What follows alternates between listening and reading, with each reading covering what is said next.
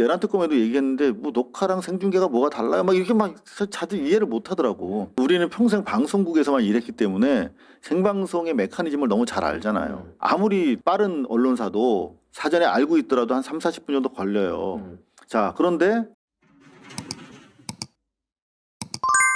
야, 이거 상당히 좀 심각한 사안이다라고 하는 생각이 들면서 자연스럽게 좀 언론과 관련해서 하나만 좀 저희가 정리를 좀 해드려야 될 것 같아요. 요 MBC 지금 보도 후폭풍이 큰데 박장범 계엄 선포 전 보도국장에게 전화, 내정자가 편성 개입. 여태까지 보도국장이 6시에 땡 하고 퇴근했는데 7시 넘어서 돌아왔더라. 그렇죠. 이런 경우가 이례적이니까 뭐 누구한테 계엄에 대해서 언지를 받고 돌아온 거 아니겠느냐 의심만 제기됐는데 KBS 노조에서 열심히 취재해서 박장범의 콜이 있었다 라고 하는 걸 밝혀냈어. 그러면 박장범은 계엄이 난다는 거 어떻게 알았냐? 박장범이 사실 사장도 아니고 내정자에 불과한데 사장이라도 알 수가 없잖아요. 그런데 MBC에 따르면 계엄 방송 실무 용산 비서관과 먼저 연락, 몰랐다의 면죄부. 요 최재혁 MBC 아나운서였죠. 최재혁 KTV에 있다가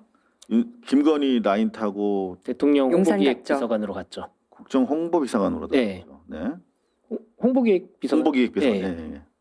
그래가지고 이제 그때 당시에 이제 그 KTV 황제 관람 그 국악 방송 있잖아요. 예. 무관중 행사라고 했는데 이제 김건희 씨와 일부 이제 관련자들이 있었다. 뭐 그래가지고 이제 그거에 김건희 씨가 감명을 받아서 이거를 꽂아준 거 아니냐 이런 얘기들이 나왔었죠. 바로 그 인물 최재혁. MBC에서 한 20년 봤잖아요. 아 그러게요. 잘 아시네요. 어떠셨어요? 그냥 딱 기회주의적인 이거 맨이지. 아. 이것도 모욕이라고 하려나? 땜인 건데. 자, 최재혁. 그런데 정말 그러면 이제 김건희 라인의 최재혁이 KBS 사장 내정자한테 쬐끄만 파우치한테 얘기해가지고 보도국장이 움직였어. 자, 그러면 이 엄청나게 중요한 이제 팩트 파인딩이 시작이 돼야 되는 거예요. 그러니까 김건희가 계엄을 모르지 않았다. 그렇죠. 그거를 최재혁 비서관한테 연결을 하고 알려준 게 그러면 김건희 라인인데 김건희가 아니면 누구겠느냐 그런 얘기가 당연히 나올 수 있는 거죠. 그렇죠. 여기 이제 수사 시작점이 되는 거야. 시발점이 되는 겁니다. 그 다음에 또 다른 정말 중요한 거 제가 청와대 출입기자 첫날부터 제가 매불쇼 가가지고 강력하게 주장한 게 있어요. 12.3 당일날 언론은 뭘 했냐. 당장 지금 국무위원들에 대해서는 처벌이 시작됐잖아요. 막지 못한 죄. 그러면은 청와대에 있던 기자들은 뭐 했어? 거기서 막든지 아니면 어떤 최소한의 저항을 했어야지. 그죠? 그 시간까지 청와대에 남아있는 기자들이 있나요? 있었어요. 아, 청와대는 네. 사실 24시간 체제이기 때문에. 의문을 제기하고 싶은 게 제가 당시에 비상 계엄할 때 YTN 건물에서 막 방송을 마치고 내려오는 엘리베이터에서 그 장면을 봤거든요. 방송을 YTN하고 TV조선하고 KBS만 바로 그 시각 제대로 송출한 딱 3군데가 언론사예요. 그러면 예, 말씀하세요. 조선, 김백, 음. KBS는 그럼 박장범이 김백의 역할이었나? 라는 생각을 하게 되죠. 지금 방금 중요한 말씀하셨는데 예. 시간 차이가 다 있어요. 방송사마다. 그렇죠. 아무리 예고는 했지만 그걸 어떻게 송출하느냐 그리고 어떤 내용인지 전혀 예고를 안 했기 때문에 조금 시간차를 둘 수밖에 없거든요. 언론사 입장에서도. 자, 그런데 그러니까 우리는 평생 방송국에서만 일했기 때문에 생방송의 메커니즘을 너무 잘 알잖아요. 생방송이 그냥 자 생방송 해 그래서 가능한 게 아니야. 아나운서들 다 준비시키고 엔지니어, 사운드, 큐시트 뭐 진행할 받아서. 사람들 다 하고 큐시트 하고 그러면 아무리 빠른 언론사도 사전에 알고 있더라도 한 3, 40분 정도 걸려요. 자, 그런데 우리 국민들 대부분이 생방송으로 계엄이 선포된 줄 아시더라고. 그래서 내가 들어가서 보니까 아니야.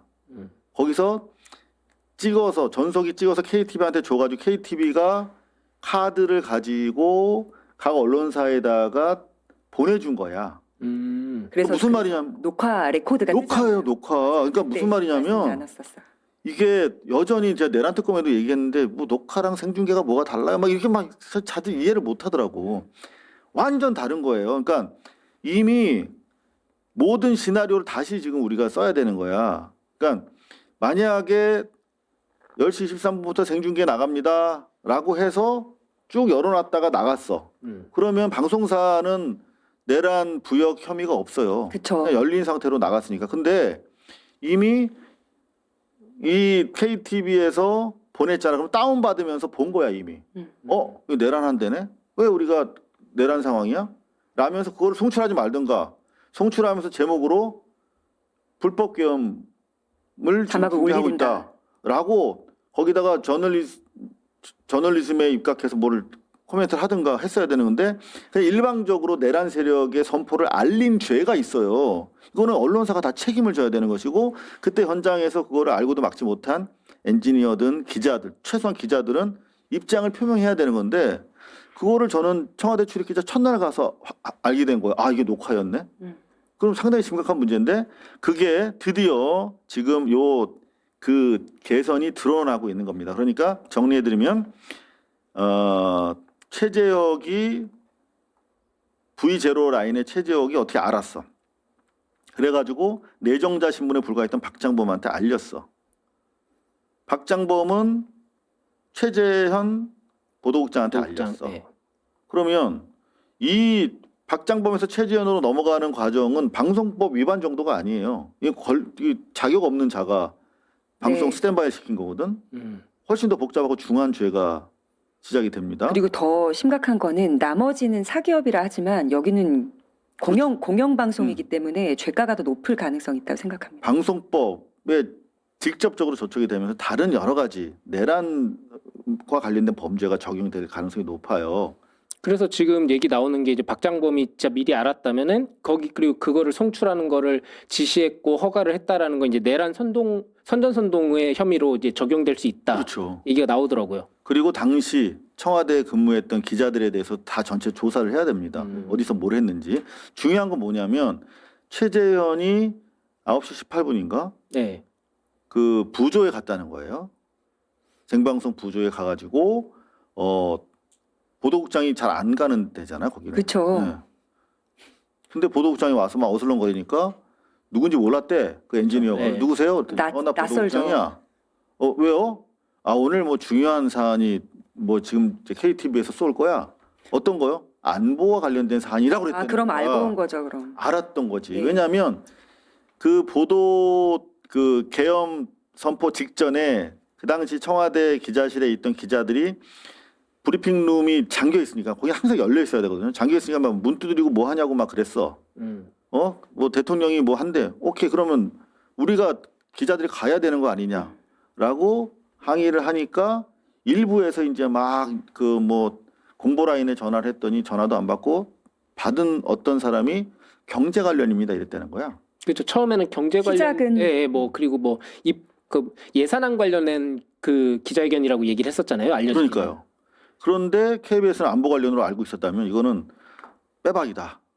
여기서부터 이제 시작이 돼야 되는데 문제는 이것도 똑같이 대한민국 이재명 정부 체제 하에서 경찰이 1년 동안 쥐고 있다가 KBS가 고소한 사건에 대해서 무혐의 불송치를 했다는 거 아니겠습니까?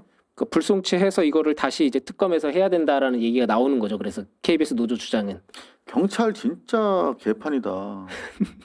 야, 이거 진짜 믿을 놈 하나도 없습니다. 이재명 대통령 말고는